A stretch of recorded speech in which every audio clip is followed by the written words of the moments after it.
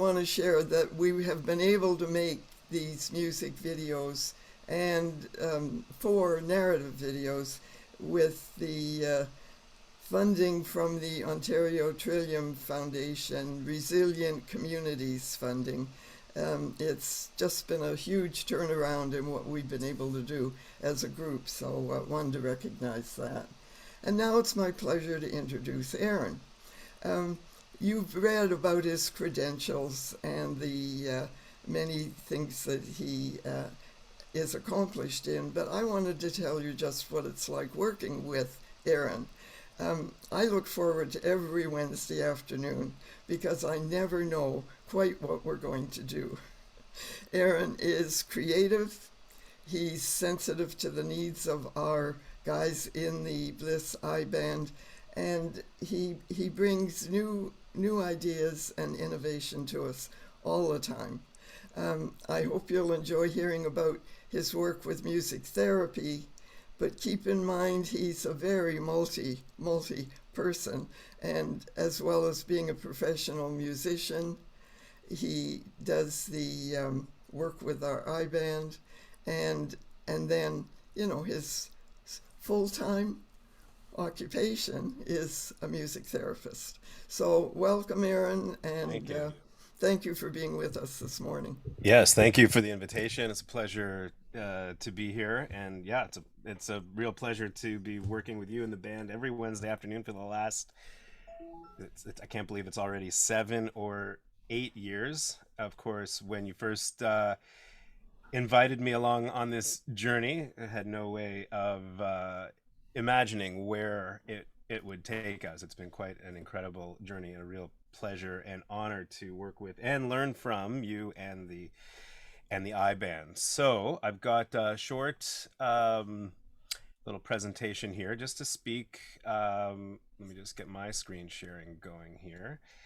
Just to speak a bit about the power of music. Onto it. So as Shirley said in the introduction, I'm Aaron Lightstone. So I've got a lot going on. I'm a musician, music therapist, the music director of the I band, and can also consider myself a musicologist. And within musician, I guess I'm best known for leading the band Jaffa Road, which is a intercultural music ensemble based on primarily Jewish music, but also really integrating it with many other styles and really bringing it forward into the 21st century. Um, but in the context of today's talk, I want to also add that I'm a person who's constantly in awe of the unending aesthetic, social, and healing power of music. And I put this picture of myself hiking in the mountains in Banff to illustrate this with my family there in the background. In Banff to illustrate the point that for me, the power of music and the aesthetic qualities of music are something that is constantly awe-inspiring, just like walking in an incredible mountain vista. And I even brought, and then I brought in just to illustrate the point even further.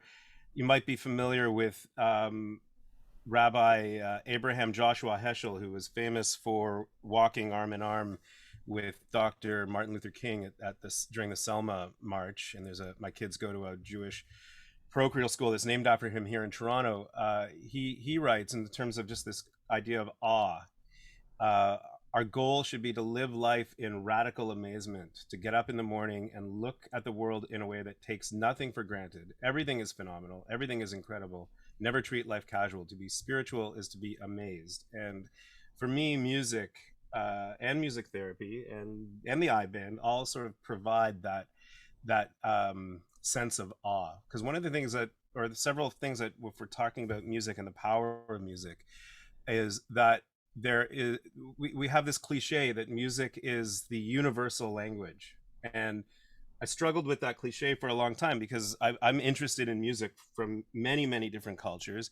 And on one level, music isn't that universal because the musical paradigms and the musical languages of different cultures and the musical aesthetics of different cultures are so different, and even the way people think about how to construct music can vary widely from one culture to the next, and the role of music in culture can be very different. But what is universal is that every culture ever known or ever studied has music, and music and musical ability is limitless, in the sense that if you think of any musician, no matter how accomplished and advanced they are, can imagine the next level of proficiency. Even John Coltrane or Bach or Herbie Hancock, or you think of the most proficient musicians you can imagine, I think they can all imagine what the next level of accomplishment is. Also, every uh, almost every culture, or most cultures, also have at least a conceptual framework for how music plays an important role in health, wellness, and healing. And this has a very long history. We can see that in shamanic cultures in pre-recorded history, or shamanic cultures in present day, all have traditions that deeply integrate music and healing. In the Judeo Christian tradition, we of course have the Book of Samuel, which tells us the story of how David cures King Saul's mental affliction through the playing of the lyre.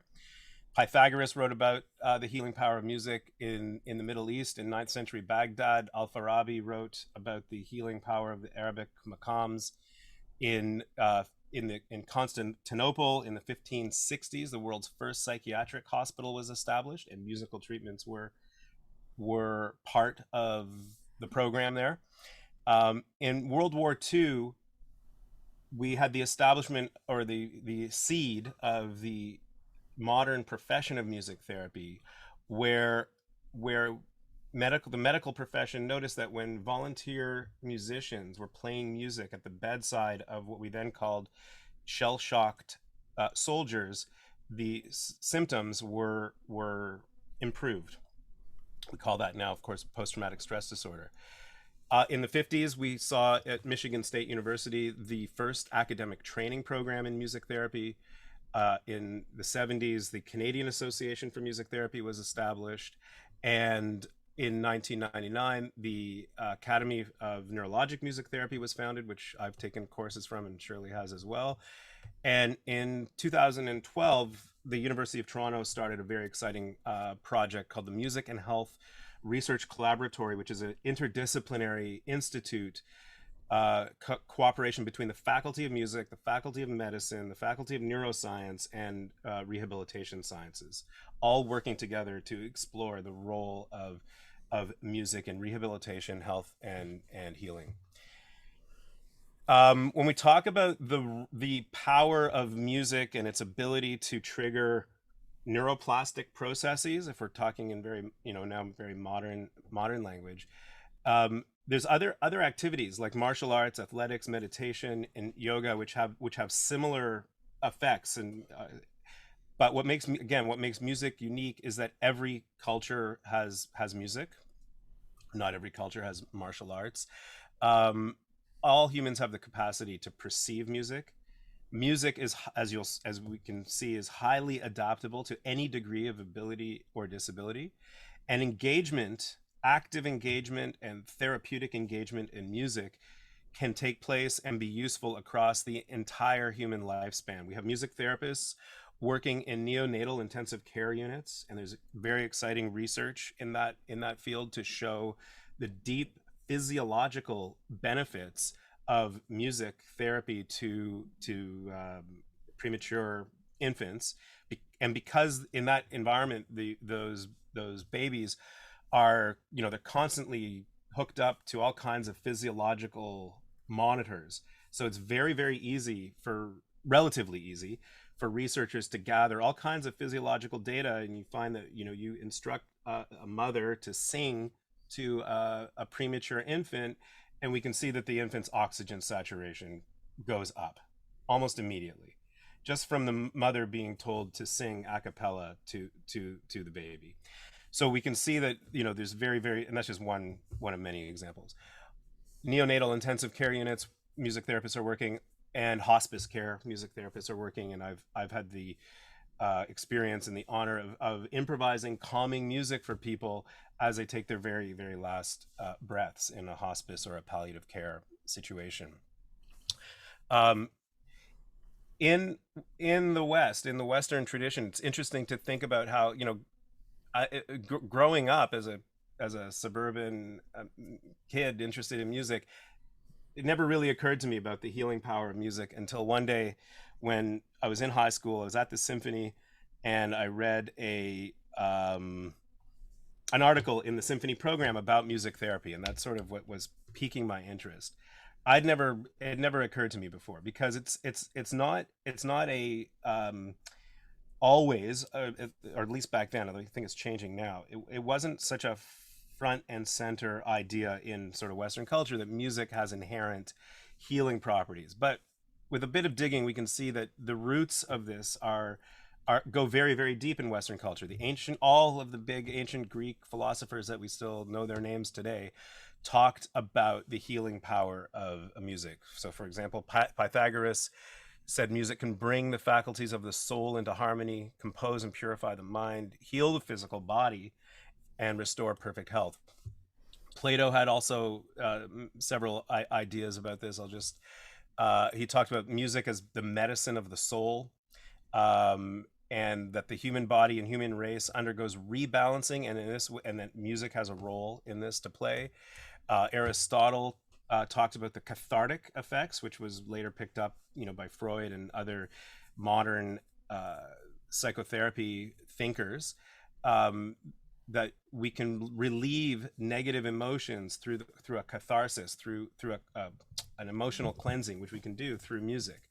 And that creating an ideal environment through music can help achieve optimal mental and physical well-being. And one of his ideas is, just sort of here as an aside, which didn't stand the test of time as well, as he wrote that song, wine, and women are the three necessary components to create an optimal environment for man to exist. Of course, I mentioned in the Judeo-Christian tradition, we have this amazing story, which I've done a presentation, a whole hour-long presentation on retelling this story from the perspective of modern neuroscience, and my theory that the book of Samuel talks about Saul as a great warrior, and that he had a mental affliction, and that he had anxiety. So I think he suffered from post-traumatic stress disorder from what he did and what he experienced and what he witnessed in battles. If we look at the book of Samuel, the relevant we can see the relevant section says, then the spirit of the Lord had departed from Saul, and his evil and an evil spirit from the Lord tormented him. And then in the next, we skip down a verse. Let our Lord command his servants here to search for someone who can play the lyre. He will play when the evil spirit from God comes on you, and you will feel better. So it's right there. Whenever the Spirit of God came on Saul, David would take up his lyre and play. Then relief would come to Saul. He would feel better, and the evil spirit would leave him. So our ancestors, 3,000 years ago, that's the way they would explain this phenomenon of music being healing. And I get this slide. I'm going to speak a little bit more about that in a second, but I also get this slide from Dr. Michael Tout, who's one of the main professors at U of T in the Music and Health Collaboratory. He shows this slide to demonstrate that how deeply woven music technology is into human history. These flutes that play a pentatonic scale, bone flutes carved out of bone, were excavated in an archaeological dig in Germany, and they've been carbon dated to 45,000 years old, which gives me a real sense of awe to think that as far as we know from conventional archaeological records, this tells us that music technology is much older by by orders of magnitude older than writing, agriculture, cities, recorded written history.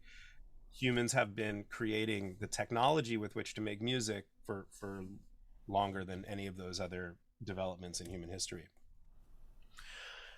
So in the 20th and 21st century in Western culture, when we think about the how music can heal, we have, of course, the modern profession of music therapy. And the Canadian Association for Music Therapy defines that as the skillful use of music and musical elements by an accredited music therapist to promote, maintain, and restore mental, physical, emotional, and spiritual health. And this is based on the fact that music has nonverbal, creative, structural, and emotional qualities which are used to facilitate a therapeutic relationship, interaction, self awareness, learning, self expression, communication, and personal development. And at U of T, where it's looked at much more as a neurobiological phenomenon, this definition looks at it as a psychosocial aesthetic phenomenon. And I really, in my work in general, I integrate both views. At U of T, with this more neurobiological approach, they talk about that music therapy, or neurologic music therapy, is a therapeutic application of music to cognitive, sensory communication, or motor function due to neurologic disease or injury of the human nervous system. Neurologic music therapy is research based, and there's a huge body of neuroscience literature to support our practices. Its treatment techniques are based on the scientific knowledge in music perception and production, and the effects thereof on non-musical brain behavior and functions.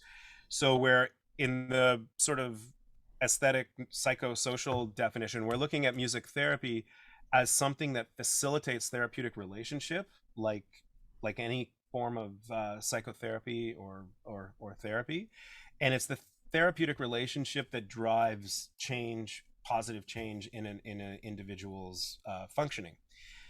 And in this sort of competing definition, and I really like I said, I integrate both in my work.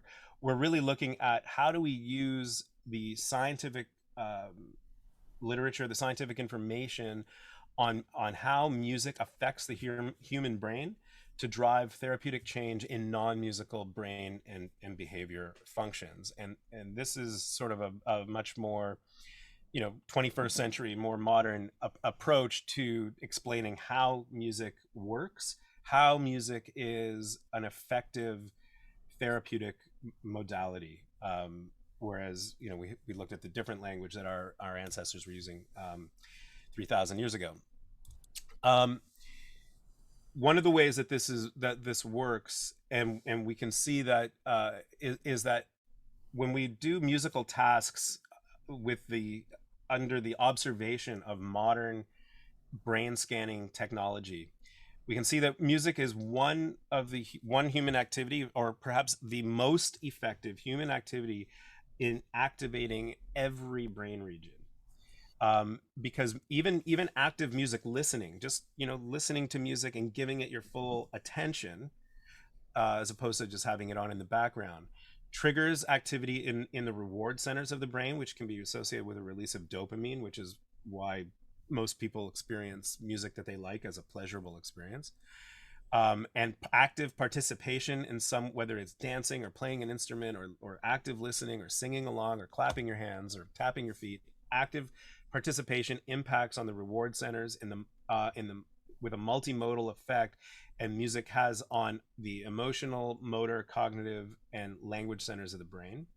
And so this is how it becomes a powerful tool to enhance therapeutic approaches in rehabilitation.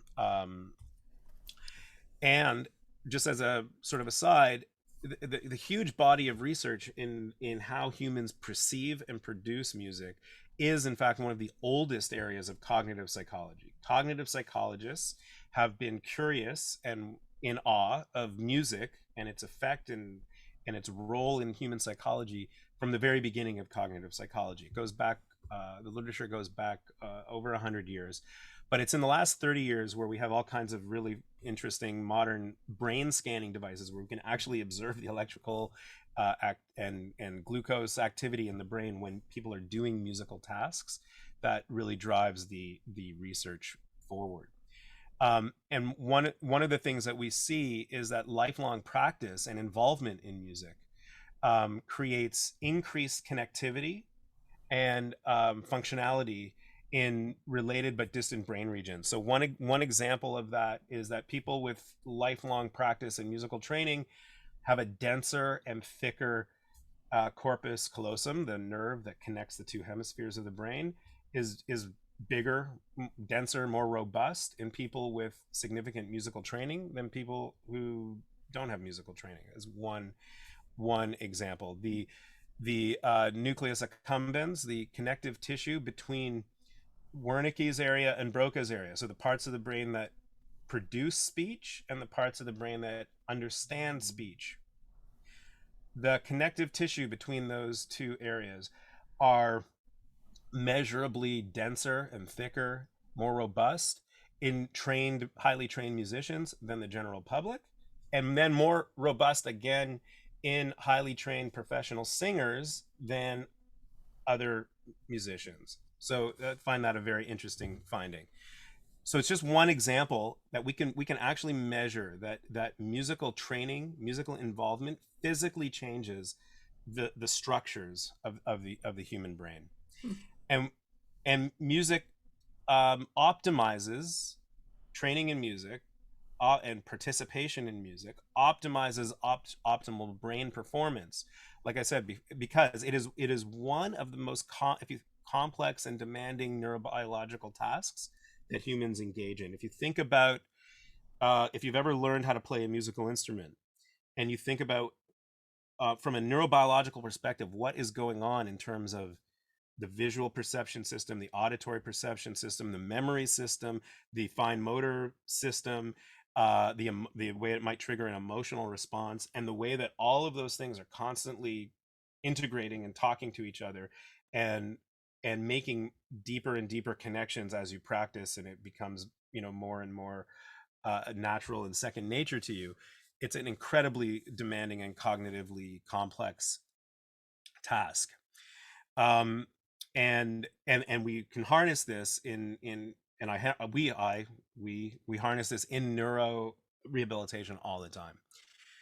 And while musical expertise is a learned skill, almost or every human being has a sophisticated network of neural systems that allows them to meaningfully perceive music, even those with neural disease, damage, or delay, even those who have such severe brain injury that they might be in a minimally conscious state, and even like I said before, uh, extremely premature babies or people who are actively dying and in hospice and palliative care still all have the ability to perceive and music in a meaningful way and to be affected by the music.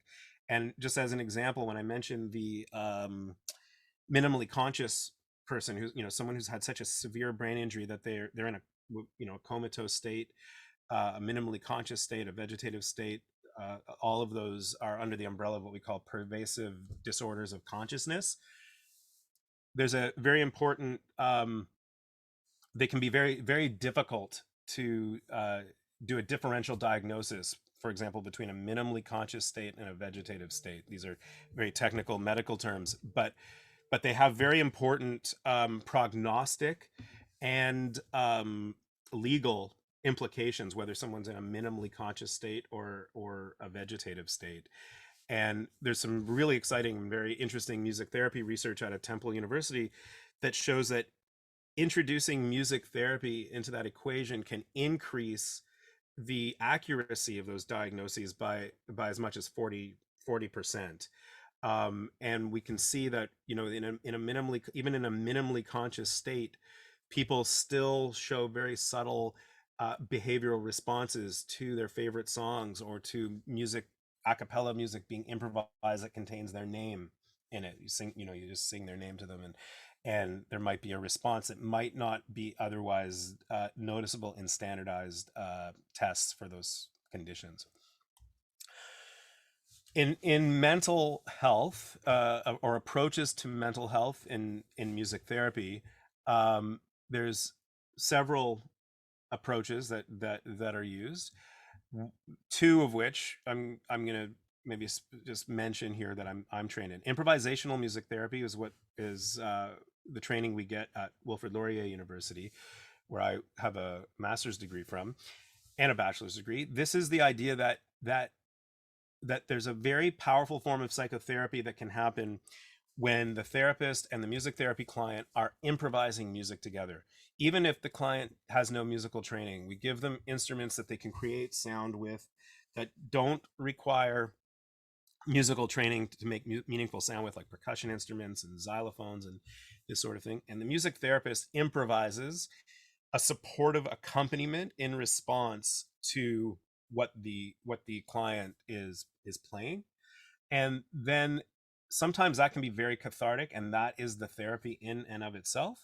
And at other times there's a verbal debriefing of it that resembles a psychotherapy kind of discussion that then it instigates therapeutic change. And going back to the example of David and Saul, the warrior who has post-traumatic stress disorder, I've written a case study about working with a veteran of the Canadian Peacekeeping Service who had very chronic, very severe post-traumatic stress disorder symptoms. And by engaging in these improvisations over many, many sessions, he had an incredible amount of therapeutic progress and reduction in his post-traumatic stress disorders, the symptomology, the suicidal ideation, the social anxiety, the inability to distinguish uh, different emotions from each other. One of his main problems was that he believed that he was only capable of experiencing rage because he didn't have the ability to distinguish different negative emotions from each other. If it was intense, it was rage. And through these improvisations and these exercises that we did together, he started to be able to realize, no, it's not true that he's only capable of experiencing rage. He also has grief. He also has sadness. And it was through these improvisations that happened. For the sake of time, I'm not going to get into much more detail about it because I do a whole hour-long presentation just on that. But but I'm but it's just it's fascinating, and it does remind me of the going back to the book of Samuel. For the sake of time, I'm not going to get too much in detail with these other ones because I do want to be mindful of the time. And think about this concept. As music therapists, we have this theoretical concept that music can be used as therapy or music can be used in therapy. So music as therapy happens when the music in and of itself, the musical experience, is the medicine. The music is all that's needed. So, for example, if somebody has Parkinson's disease or a brain injury and they're working with a physiotherapist on their gait, and they're trying to improve their ability to walk, stimulating the motor cortex of the brain with a rhythmic auditory stimulus, we call this rhythmic auditory stimulation, or RAS. The motor cortex of the brain perceives the rhythmic elements of music, and it also controls things like gait. And when we stimulate the motor cortex with a simple but very strong rhythmic pulse, it could even be a metronome or very simple rhythmic music on an instrument, it has an ameliorative effect on gait. We don't have to talk about it. They don't even have to like the music, although it's better if they do. That in and of itself is music as therapy, because the therapeutic effect is the music hitting the brain, and that's all that has to happen.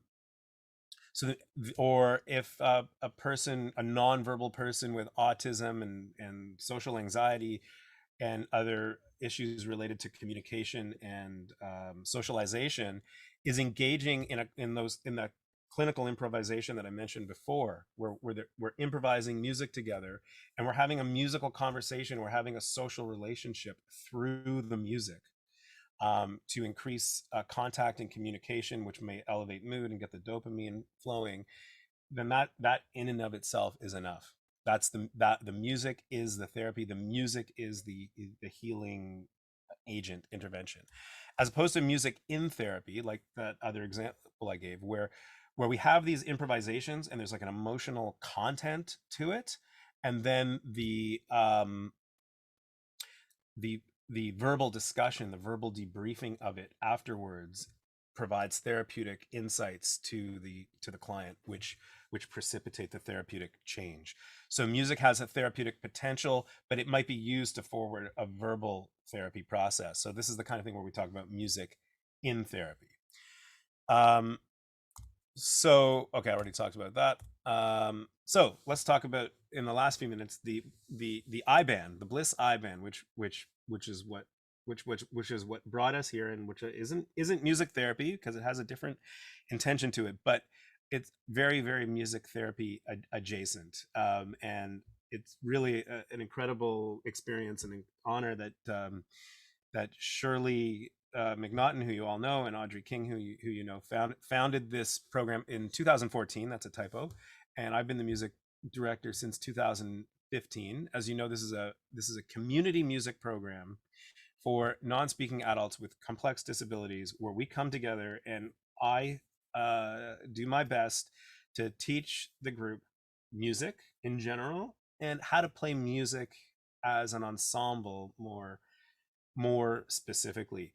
I've been interested for many years in how advances in music technology can make music making more accessible to a wider and wider group of people.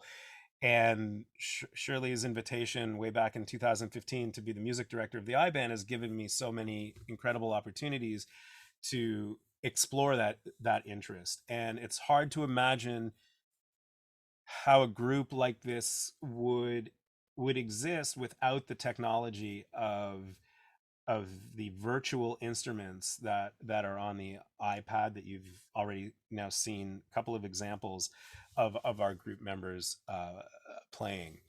So the intention of, from in my perspective, the intention of this group is to provide a rich and deep music experience to a group of people who would have found in the past access to that type of experience either very challenging or not even possible because of the nature of living with these complex disabilities. And it's, for me, it's been a real honor and a real joy to see how the group has progressed, and how each member of the group has learned and has found their own individual voice in the music making. And Shirley has just completed and Julie have just completed a documentary where they've collected all the footage that, or not all the footage, but a lot of the footage that we've had over the years, and put it together into a 50 minute, I think 50-minute piece that documents the journey of the Bliss I Band, from Shirley's founding it in 2014 to me and to where the band is now. And for me, one of the exciting things about it now is, like you saw with Ken Whiteley, gospel music makes me feel all right, is this opportunity that we're now bringing other musicians, guest artists from the community of professional musicians that I'm connected with, to take their turn at having the band play with them. And the fact that I don't even appear in that video, I edited it, I rehearsed the band, I taught them the song before Ken came to guest with us, so I definitely still have a role to play in it. But for me, it's very gratifying that that I don't even need to appear in that video. I'm not playing with the band in that song. I've been able to, facilitate, coach them to the level where they can do that. I can call up a professional musician from the community and say, hey, come be a guest artist with the I band. And it's really fun. It's really gratifying. It's been it's been an incredible, continues to be an incredible experience, and we're hoping to continue it for as long as possible. And definitely at the time I've been allotted to speak, and I think I've covered almost everything I want to say. So I'm going to pass it back to Shirley, or maybe open it if there's any questions. And you will hear some more, a couple more pieces from the I band during this morning's service. Thank you.